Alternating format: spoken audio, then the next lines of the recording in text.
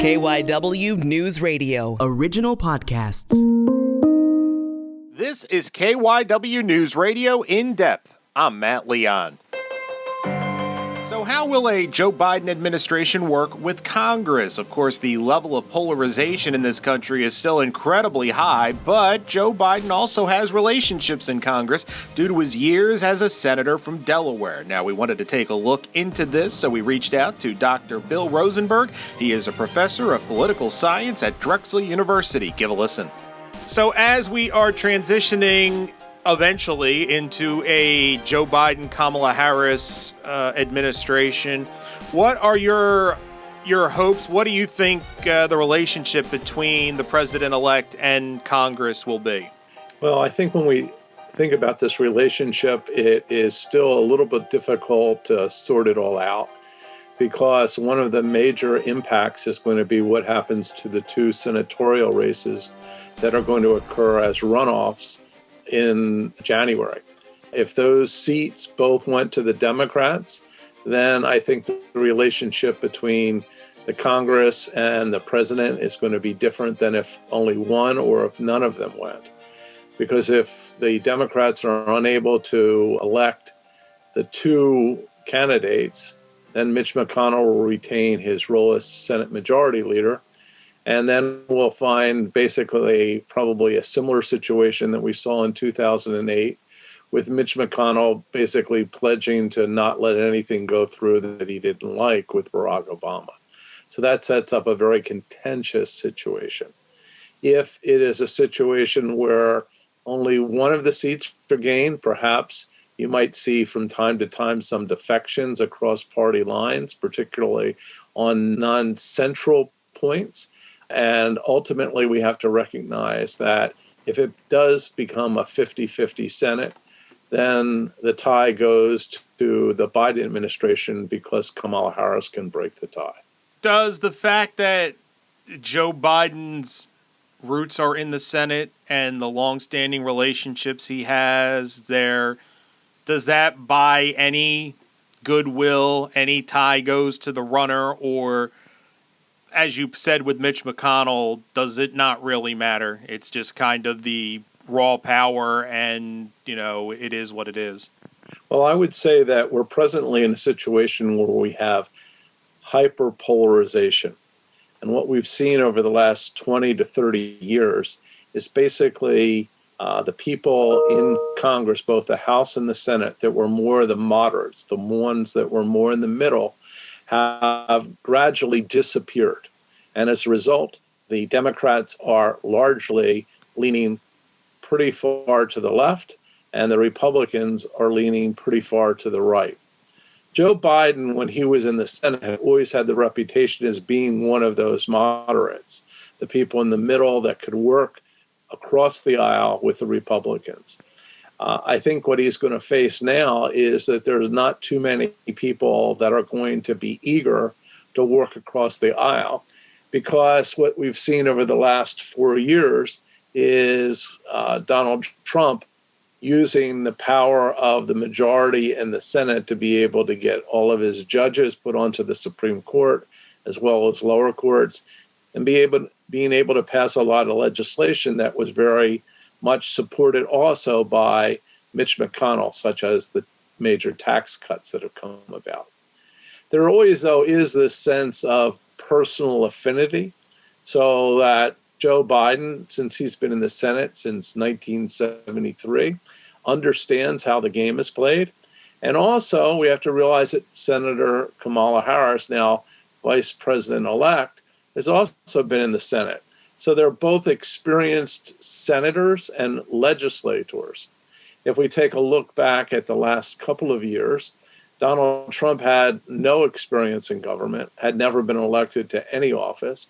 And Mike Pence, while he was a member of Congress, has been out of Congress for quite a while and was on the talk show, radio show circuit as a sort of right-leaning pundit, and then became the governor of Indiana and struck a very right-leaning sort of policy. So I think the fact that Biden and Harris both have the connection to members of Congress, particularly in the Senate, that should help them to some extent, particularly understanding the way the rules work, the way the committees operate, the personalities that are involved, and so forth. But I'm not sure that at the end of the day, it's going to buy much goodwill simply because politics is so polarized. In the past, we've heard a lot about the first 100 days of an administration being the most important. Given the points you just made, is that kind of out the window as far as working under the assumption that the Democrats don't win both Senate runoffs and we have divided government? Would it just be those first 100 days would be the first of 1,200 of what we would expect? Well, I actually think that Joe Biden has sort of a vision of what's going to happen, at least early on in his administration. And he's already announced some of these things, like rejoining the climate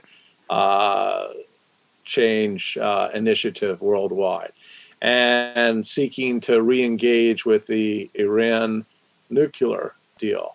He also has put forward more of a diffuse, it doesn't necessarily have as much meat on the bones yet, but sort of a pledge towards racial and economic equality, or at least recognition of the facts that are on the ground to try and work out sort of new approaches. You know, his line was, we're not just going to build back, we're going to build better.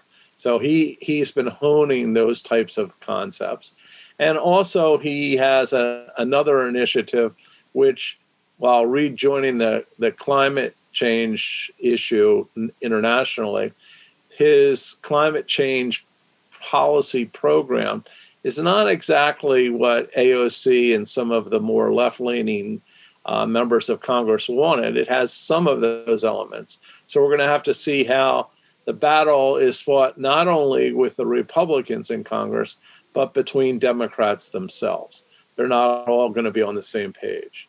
I'd also say that there is somewhat of a commitment that's been voiced by President-elect Biden to engage in issues which haven't been able to move forward over the past couple of years, but should have, such as infrastructure reform.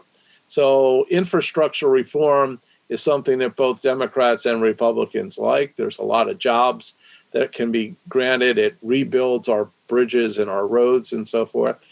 A lot of times, though, these issues have problems when you get into the weeds. In other words, who's going to be in control over letting the contracts go out, what politicians are going to get credit, and so forth. So that's a little bit more difficult of a collaboration with Republicans as some of the others. But the things that President-elect Biden can do when he goes into office, particularly with his use of executive orders, is really almost unrestrained. And he's going to quickly sort of, I think, move to reverse some of the policies that Donald Trump put into effect, particularly things like DACA and issues dealing with immigration, that he's going to be able, with a stroke of his own pen, to reverse the policies that are in place. And he won't really have to deal that much with Congress on those issues. Overall, our continuing and evolving inability to legislate at the federal level, how do we fix this? I mean, we kind of all roll our eyes at a lot of this stuff, but we really are in suspended animation in a lot of ways. And I have concerns that a lot of these things that used to be, you know, quick votes about budgets and fiscal stuff, eventually one of these is going to really cause serious damage because of our polarization. How do we fix this? Can we fix this? Or do we need something terrible to happen for everybody to snap out of it? Well, I think one of the things we have to recognize is that when you heard the speech by Joe Biden, he was calling for sort of a peace offering to be made by both sides. And he made it clear that it wasn't just the Republicans had to come and do what the Democrats want, but the Democrats were going to have to basically sort of modify some of their positions to be able to get workable solutions. The question is whether or not those on the left and those on the right are going to be willing to cooperate and compromise with each other. And as I mentioned a little while ago, that a lot of those people that were in the middle are basically not there anymore. I would also say that one of the problems that happened as a result of this election, at least from my standpoint, is that the answers to what is America thinking is not really that clear. Okay, it ends up that there was a hope by the Democrats that they were going to win more of the Senate seats, although it was going to be a push to have it happen. They did not win a majority, at least not yet. And likewise, the majority that the Democrats had in the House has been depleted a little bit, but the Democrats are still in control.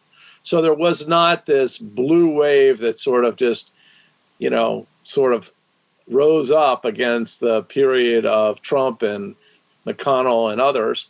There was kind of a mixed bag. And I think what we have to recognize is that it has to be in the interests of both parties to have changes to be made. Otherwise, it's not going to happen. I think ultimately one of the other big mistakes that a lot of people misinterpret is that when you take a look at, let's just say, Republican House or senators, the recognition has to be given that they were representing what their districts or their state wanted. Okay, it wasn't that Kansas wanted to have, single payer systems, and the mean Republican senators from their state weren't going along with it. No, they were representing what their districts wanted or their state wanted. And likewise, the same thing is true with Democrats. Okay, they weren't all pushing the more AOC, Bernie Sanders side of the coin. A lot of them voted for some of those members in Congress, like the Squad was returned to Congress, AOC and company. But other people were not returned, and that's because there's tension about where these lines of division occur. I'd also say that you have to look kind of carefully at this notion about the mandate that came out of this election, because essentially the states that Donald Trump won in 2016 that flipped back to the Democrats were not won by massive amounts. And what we have to recognize is that these states that made up those electoral college votes are still deeply divided. The people that were supporting Donald Trump and the people that were supporting Grassley and McConnell and all of the rest of the Republican senators, they have an immense amount of support in their states. Lindsey Graham also. So what happens is it's not in their interest to jettison their political stances just because a new president came in. So I think that there's going to continue to be polarization, and there has to be a way that Joe Biden and Kamala Harris are going to be able to figure out a way that they can make compromise happen. And that's a very difficult boat to row. If you have a majority, it's much easier to get your policies in place. But when you have to negotiate to your right and to your left, it's a little bit harder. I'm guessing specifically with the Senate, I think really almost regardless of how the Georgia runoffs go, there's going to be a lot of talk over the next 4 years about Mitt Romney, Joe Manchin, Susan Collins, Lisa Murkowski, a handful of senators that you talk about on non-central issues that could, break ties, force 50-50. I mean, we're going to have a lot of think pieces about them, I would say, in the Beltway media, aren't we? Yeah, absolutely. Now, what we have to recognize is that we live in a hyper-polarized situation. And we have to realize, you mentioned, for example, Susan Collins from Maine. She's been dancing on the tip of a needle for a while. And at the very end, she voted in a way that was not really in the interests of the Republican Party with regards to Coney Barrett, but she was given permission to do so so she could hold on to her seat, and that strategy ended up working out. But it's very unlikely that Collins is going to become a force supporting the Democrats in general. There may be some issues from time to time that are going to come up, but the bottom line is that these are different camps.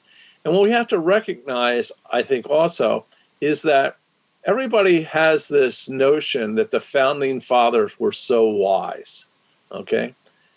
I kind of take a little different perspective, okay? I realize that they cut a deal.